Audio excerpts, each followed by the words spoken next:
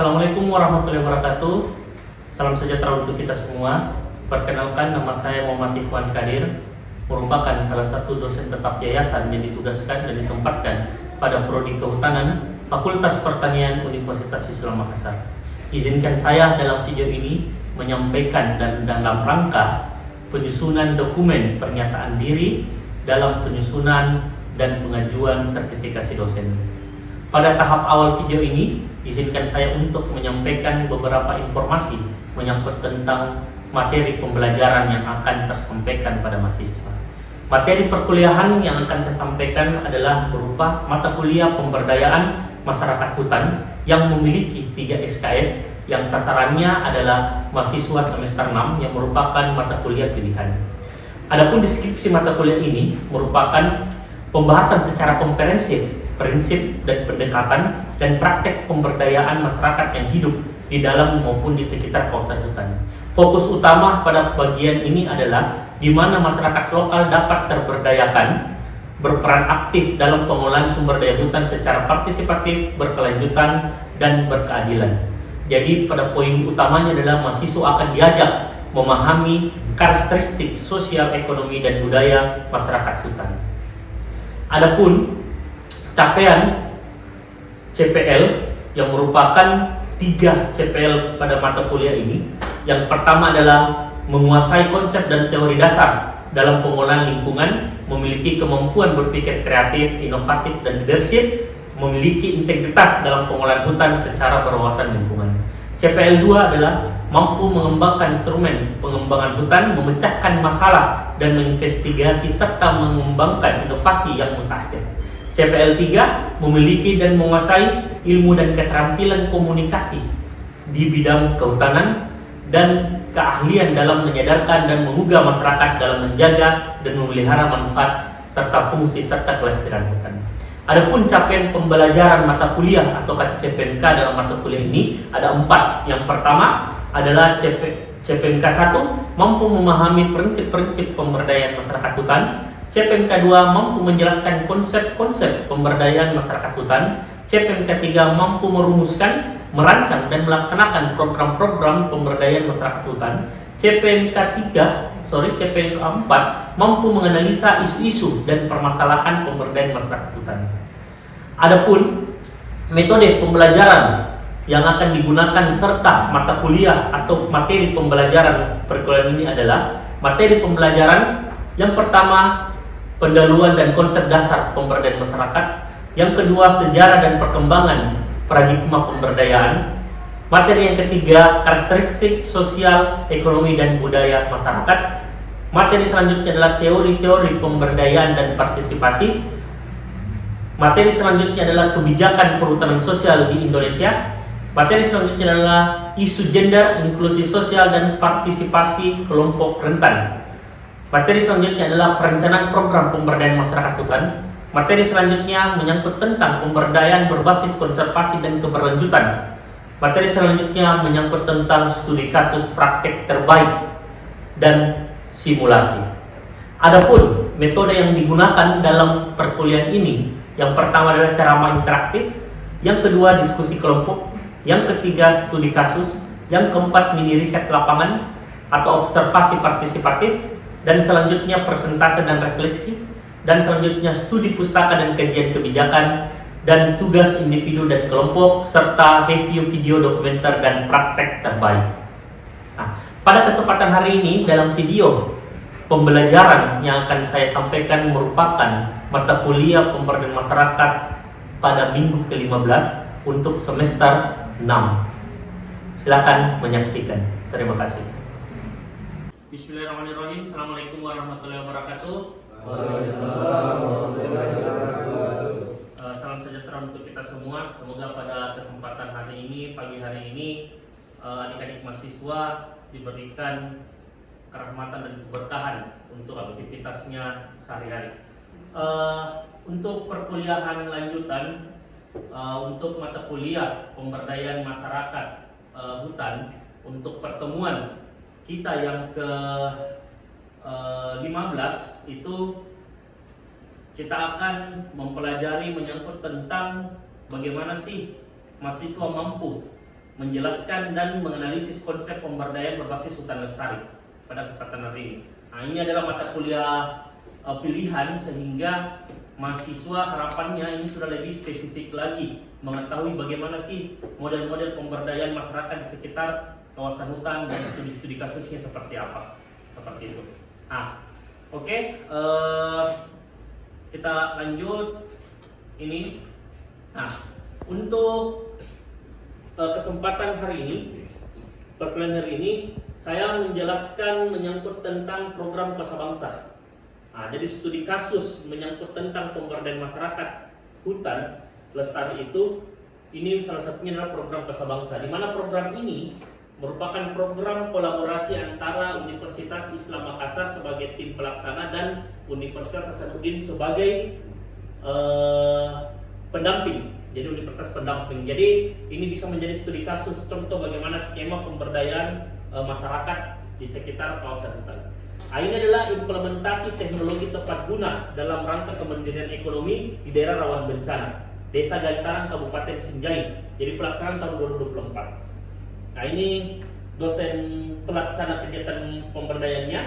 Nah, jadi sedikit informasi, di Desa Gantaran ini ada dua komoditi yang menjadi komoditi yang diangkat dalam kegiatan pemberdayaan. Yang pertama adalah tentang jamur, budidaya jamur, dan yang kedua tentang gula aren. Nah, seperti itu. Dan di Desa Gantaran ini dia masuk sebagai desa rawan bencana.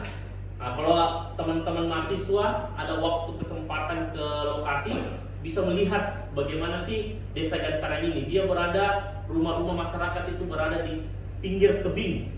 Jadi lucu di sana modelnya. Jadi rata-rata rumah kan berlantai ya, lantai 1, lantai 2, lantai 3. Sedangkan di Gantaran ini itu lantainya, kalau kita masuk ke rumahnya kita sudah berada di lantai 2, malah bisa sampai ke lantai 3. Jadi dia itu lantainya ke bawah, semakin di tebingnya. Sehingga ini menjadi salah satu sasaran kita untuk kegiatan pemberdayaan masyarakat. Nah, untuk identitas mitra ini ada 2 sasaran. Jadi ini contoh skema pemberdayaan. Ada 2 sasaran. Yang pertama kelompok tani hutan lestari. Nah, kelompok tani hutan lestari ini itu merupakan kelompok tani perhutanan sosial. Nah, ini adalah perhutanan sosial. Pembelajaran yang lalu, teman-teman mahasiswa, apa skema perhutanan sosial? Ada yang tahu? Ada 5. Coba Adam. Apa pertama, Adam? Hutan desa, Hutan desa, hutan tanaman rakyat, hutan tanaman rakyat, TR. Ada lagi yang kurang? Hutan kemasyarakatan. Hutan kemasyarakatan. Terakhir, ini yang jarang orang ingat. Apa? PS. Kalau perhutanan sosial itu dia skemanya secara umum. Kemitraan perhutanan. Nah, ini. Nah, sedangkan kelompok tani hutan lestari dia adalah HKM, hutan kemasyarakatan. Nah, ini sasarannya kita. Nah, dan yang kedua itu adalah kelompok tani barue untuk jamur. Ini target keluarannya petani terlatih. Berapa sih petani terlatih? Ada 20 orang. Hasil olahan meningkat. Indikatornya apa? 50% peningkatan hasil olahan. Ya, baru produk turunan baru, ada 1 produk baru. Ini target dalam kegiatan pemberdayaan. Ada indikator capaian. Nah, ini yang akan dilihat pada saat teman-teman mahasiswa turun kegiatan pemberdayaan masyarakat. Kita harus ada indikatornya. Kita datang dalam kondisi apa, pas kita balik dalam kondisi apa, dan pada saat keberlanjutan dalam kondisi bagaimana. Itu skema yang harus kita bangun. Yang dibawanya adalah kelompok tani barue. Kegiatan pendampingan yang dilakukan ini, jadi ada skema 2 pendampingan. Yang pertama pendampingan dari tim pendamping ke tim pelaksana. Begitu pula nanti tim pelaksana ke masyarakat sekitar. Ini coba lihat, ini kurang besar ya, tapi saya jelaskan ini teknologi dan inovasi yang digunakan dalam kegiatan pemberdayaan. Jadi ada perangkat. Ini yang pertama menyangkut tentang gula sebut. Teknologi yang digunakan itu ada alat evaporator, ada mesin kristalisasi, ada mesin pengering. Nah, ini tadi outputnya, kita harapkan outputnya itu adalah hasil olahan meningkat 50%. Yang dulunya masyarakat melaksanakan kegiatan pengusahaan gula aren itu secara manual, ya, bukan main itu kalau kayu bakar diaduk terus untuk sampai ke proses gula semut. Itu lama prosesnya, sehingga sentuhan teknologi ini yang dibutuhkan dalam gula semut untuk bisa melahirkan produk gula aren semut untuk mempersingkat waktu dan menghasilkan kualitas yang lebih bagus. Jamur. Apa namanya biasa teman-teman? Nah, ini backlog jamur. Jadi ini miselium. Nah, teknologi dan inovasi jamur ini yang dibutuhkan untuk masyarakat membuat media tanamnya. Membuat backlognya yang dulunya masyarakat membeli, sekarang kita tuntut dia untuk bisa membuat. Nah, sehingga luaran ini salah satunya adalah petani terlatih dan pembuatan media tanam. Ini target luaran. Artinya mereka harus dilatih untuk bisa membuat media tanam ini, sehingga dari dulu mereka membeli, sekarang mereka sudah memanfaatkan ataukah sudah membuat sendiri. Nah, inilah gunanya teknologi yang digunakan.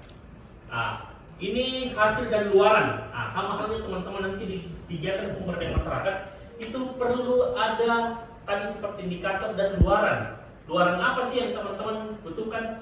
Teman-teman tidak terlepas dari kegiatan kemahasiswaan dalam status teman-teman menjadi seorang mahasiswa. Selayaknya dan sebagusnya lokasi tersebut bisa menjadi salah satu lokasi riset. Dia harus dapat terpublikasi, ini harapannya. Tapi ini yang jarang sekali dipikir oleh seorang mahasiswa pada saat turun ke lapangan. Kegiatan pemberdayaan itu bisa menjadi salah satu lokasi riset karena teman-teman turun sebagai seorang mahasiswa. Seperti itu. Nah, ini ada beberapa kegiatan-kegiatan dan ini hasil. Jadi kayak seminar nasional dan ini ada publikasi dan ini yang terakhir yang membuktikan bahwa produk gula aren tersebut yang mereknya Golma itu sudah tersalurkan ke masyarakat. Nah, jadi ini contoh skema pemberdayaan masyarakat. Saya coba putarkan untuk memberikan pandangan kepada teman-teman mahasiswa. Saya putarkan satu video.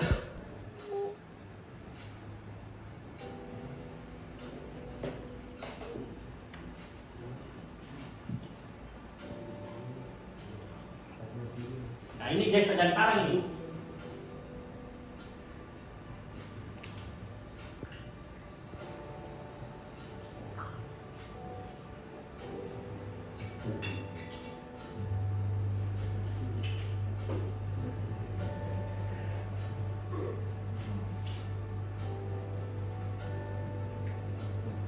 Nah, ini proses mereka mengambil gula aren secara manual.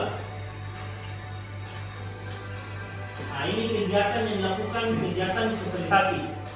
Jadi ingat, di saat teman-teman melakukan kegiatan pemberdayaan, yang paling terpenting itu tersampaikan apa sih maksud kegiatannya teman-teman ke masyarakat dan stakeholder. Nah, ini diundang. Diundang kepala desa, diundang beberapa tokoh-tokoh masyarakat dalam kegiatan tersebut. Itu yang dilakukan.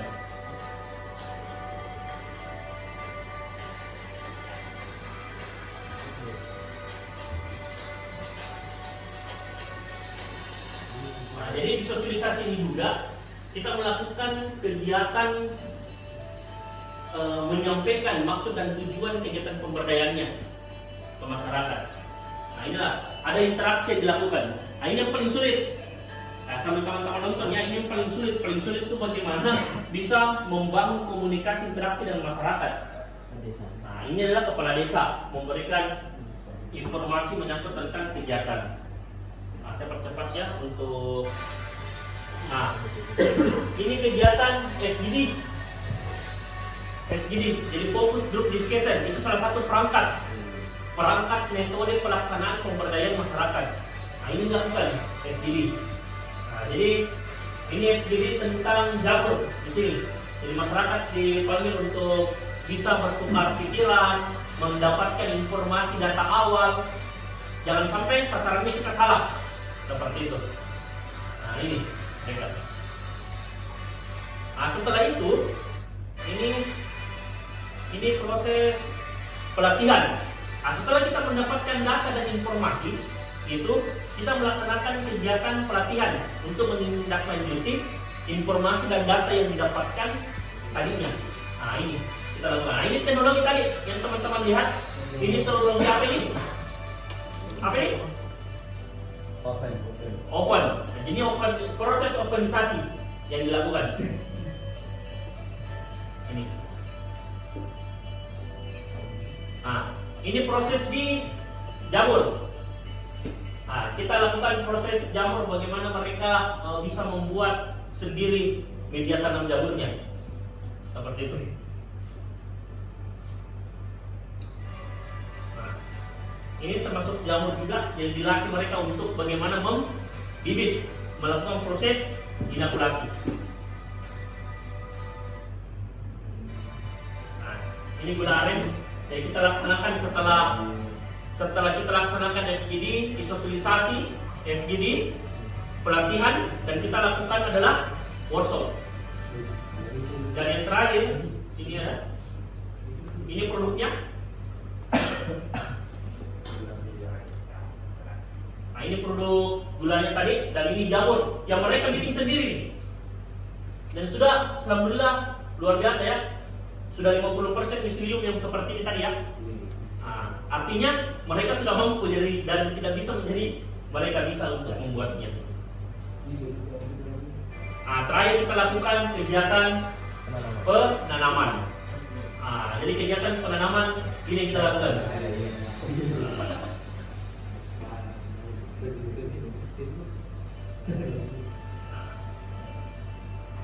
Nah, itu video singkat dan informasi. Jadi teman-teman mahasiswa di mata kuliah pemberdayaan masyarakat hutan ini itu salah satu skema pemberdayaan masyarakat yang bisa teman-teman mahasiswa lihat, dan ini real nyata dilakukan oleh teman-teman mahasiswa dan dosen dalam sebuah program. Nah, jadi untuk sesi selanjutnya saya yakin dan percaya teman-teman mahasiswa ada beberapa hal yang ingin ditanyakan atau ingin lebih memperdalam informasi apa pembelajaran menyangkut tentang mata kuliah ini. Saya persilakan, ada yang mau ditanyakan, silakan. Terima kasih waktu sebelumnya. Tadi kita sudah melihat bersama menyangkut dengan para menteri terkait dengan program Usaha Bangsa kemarin. Yang menjadi pertanyaan saya di sini, Pak, itu hanya seputar tips saja, tips apa yang mesti kita lakukan, ya. Karena dalam proses pemberdayaan masyarakat itu kan, yang pertama ada pelaku, ada masyarakat, dan di samping itu juga ada yang namanya konflik, ya. Apalagi selama ini kan mungkin dari beberapa teman-teman sebagai pelaku pemberdayaan, kalau berbicara teori mungkin ya luar biasa lah, tapi gagal di lapangan. Ya, jadi yang menjadi pertanyaan saya di sini, langkah apa yang produktif dalam melakukan pemberdayaan masyarakat? Ya, terima kasih. Oke, yang paling perlu diperhatikan di awal itu adalah level perencanaan. Ya, level perencanaan. Artinya level perencanaan apa? Bagaimana kesiapan teman-teman mahasiswa ini pada saat turun ke lapangan.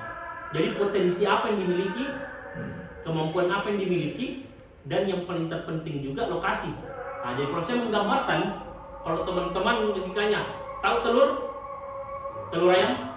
Saya tanya, telur ayam itu yang pecahkan siapa? Ada yang lain siapa? Anak ayamnya Pak di dalam. Anak ayamnya yang di dalam. Oke, jadi saya kategorikan ada internal, ada eksternal, ada banyak faktor dalam telurnya dan faktor luarnya. Itu nanti dikatakan lingkungan, ya. Yang memecahkan itu adalah faktor internal di dalamnya, tapi butuh bantuan dari luar. Itulah kenapa di ngerami, kenapa induk. Jadi modelnya itu telur, induk akan mematok, memberikan pancingan. Di saat di dalam anak ini sudah siap untuk menetas, dia yang akan sendiri menetaskan dirinya. Jadi bukan induknya yang tetaskan, tapi dia hanya memancing. Nah, hanya memancing dan anaknya keluar sendiri. Sama halnya masyarakat. Yang melakukan sebuah perubahan masyarakat itu sendiri bukan teman-teman sebagai seorang pendamping. Kegiatan peran seperti saya datang ke lapangan bukan saya melakukan sebuah perubahan. Yang melakukan sebuah perubahan itu adalah masyarakatnya sendiri, tapi kita dari luar adalah pemicu. Sehingga level perencanaan sangat penting sekali sebagai kita sebagai seorang seorang pemberdayaan masyarakat, seorang fasilitator membutuhkan perencanaan yang matang, sasarannya siapa, strateginya bagaimana dan sebagainya. Utamanya potensi apa yang kita miliki, seperti itu. Jadi contoh kecil kegiatan Kosa Bangsa ini, program Kosa Bangsa ini, kegiatan pemberdayaan ini, itu awalnya kita menyusun proposal bukan bilang langsung turun, tapi kita susun, malah kita cari informasi, baik melalui media sosial, baik melalui informasi perorangan. Di sini adalah akan dibahasakan tadi bahwa program Kosa Bangsa ini ada punya keterlibatan daripada mahasiswa, di mana tadi ada satu semester ya Pak. Gitu. Ya. Nah ini yang semua saya pertanyakan, semacam apakah ada kegiatan pra kegiatan ini dulu sebagai pembekalan kepada mahasiswa, karena saya pikir bahwa nanti pada saat di lokasi misalnya itu bukan praktik namanya. Jadi ini lebih kepada lebih pada aksi nyatanya ini Pak. Jadi itu yang saya pertanyakan, apakah sebelum ini apakah ada semacam kelas 3 pertemuan atau 4 pertemuan untuk pembekalan kepada mahasiswa yang akan terlibat dalam tugas kemandirian?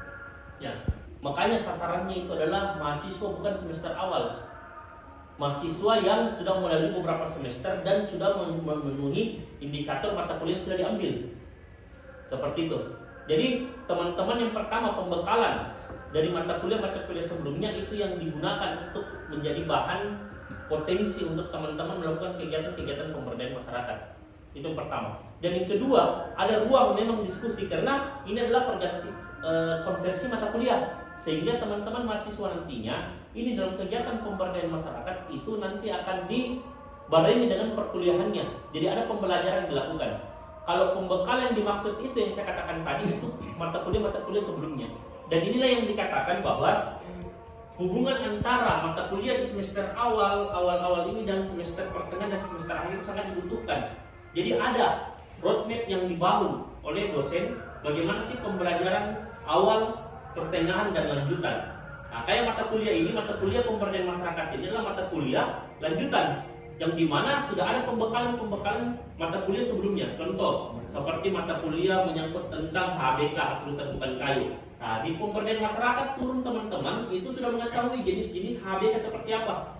Mata kuliah menyangkut tentang perencanaan hutan, ARDIS dan sebagainya. Pada saat di level perencanaan, teman-teman bisa menyusun bagaimana sih mendapatkan potensi lokasi. Kayak nanti nih, teman-teman bisa jadi akan bagaimana memetakan potensi lokasi aren. Nah, ilmu yang didapatkan itu mata kuliah sebelumnya.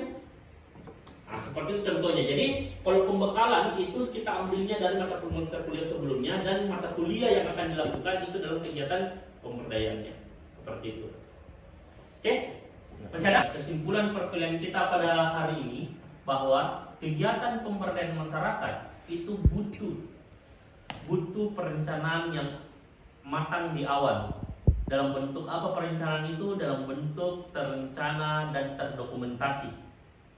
Itu sangat dibutuhkan karena kenapa? Itu yang akan kita lihat apa sih yang akan kita lakukan, perubahan apa yang akan kita picu di masyarakat itu. Kayak tadi ada indikator capaian. Ya, kalau kita mau turun, apa yang kita mau lihat? Kita menyasar 20 anggota kelompok tani. Apalagi, kita ingin melahirkan sebuah produk, tapi itu tidak bisa dilakukan tanpa direncanakan. Metodenya bagaimana dan sebagainya. Nah, itu sangat dibutuhkan. Dan yang kedua yang saya mau sampaikan dalam studi kasus ini, kesimpulannya ada beberapa kegiatan aktivitas, ada 5 aktivitas yang dilakukan. Yang pertama, sosialisasi. Yang kedua, FGD. Yang ketiga, pelatihan. Yang keempat, workshop. Dan yang kelima adalah penanaman. Nah, jadi ini 5 kegiatan aktivitas pemberdayaan masyarakat di lapangan dan memiliki skema perencanaan yang matang untuk bisa sampai ke akhir melahirkan sebuah produk. Oke? Ya. Mungkin itu yang dapat kita pelajari pada kesempatan hari ini untuk mata kuliah pemberdayaan masyarakat hutan.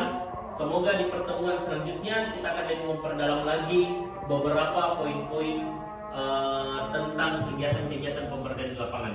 Oke, sekian dan terima kasih. Assalamualaikum warahmatullahi wabarakatuh. Waalaikumsalam warahmatullahi wabarakatuh.